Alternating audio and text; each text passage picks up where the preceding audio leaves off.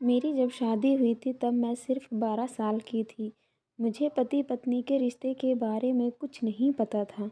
मेरी सास मुझे हर बात पर टोकती रहती थी। मेरी सास मुझसे कहती थी कि तुम अपने पति को घूँघट किया करो, उससे तेज़ आवाज़ में भी बात मत किया करो।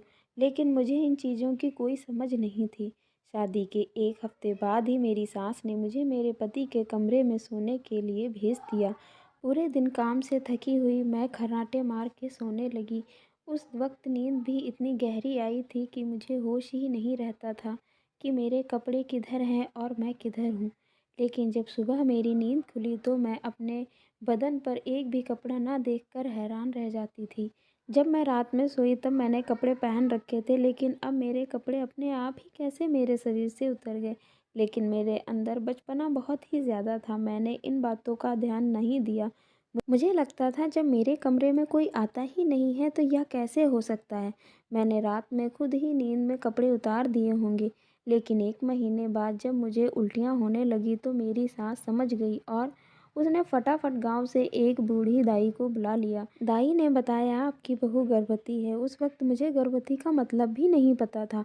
मेरे घरवाले मेरी देखभाल करने लगे, लेकिन घर का सारा काम मुझसे ही करवाते थे। सिर्फ खाने-पीने और उठने-बैठने में रोक-टोक होने लगी थी, लेकिन काम मुझसे ही पूरे घर का अकेले करवाते थे। मेरा शरीर धीरे-धीरे बहुत कमज़ोर होता जा रहा था। मेरा पेट भी अब बाहर निकलने लगा था। जो उम्र मेरे खेलने की थी, उस उम्र में मैं माँ बनने वाली थी, जबकि मुझे माँ बनने का एहसास भी नहीं पता था। मुझे तो यह सब कुछ एक बोझ जैसा लग रहा था। जैसे-जैसे दिन बढ़ते जा रहे थे, मुझे ऐसा लगता था कि यह मेरे पेट में कोई चीज़ है जो जल्दी से जल्दी बाहर निकल जाए और मैं आज़ाद हो जाऊं, जिसकी वजह से मेरा खाना-पीना भी छूट गया था। घर की बड़ी-बुज़ुर्ग औरतों ने मुझे हर वक़्त डाँटती रहती थी, लेकिन मैं बाहर निकल कर खेलना चाहती थी, पेड़ों पर चढ़ना चाहती थी, नदियों में तैरना चाहती थी और बच्चों की तरह स्कूल जाना चाहती थी। लेकिन मेरे पेट में बच्चा और मुझे कोई एहसास नहीं माँ बनने का। मुझे सब कुछ यह बोझ जैसा लग रहा था। आखिरी में वह दिन आ गया जिस दिन मेरी डिलीवरी होने वाली थी। उस दर्द को बर्दाश्त कर पाना मेरे लिए नामुमकिन हो रहा था।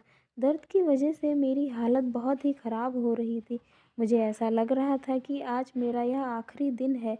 मुझे कोई इस दर्द से आज आज़ादी दिला दे। यह दर्द मुझसे बर्दाश्त भी नहीं हो रहा था। बच्चा पैदा हुआ और उसकी आवाज़ मैं सुन पाती, इससे पहले मैं बेहोश हो गई थी। मुझे पता ही नहीं चला कब मेरी सुहागरात हो गई और कब मैं गर्भवती हो गई, कब मैंने किसी बच्चे को जन्म दे दिया। हर लड़की इन पलों को बहुत ही बारीकी से महसूस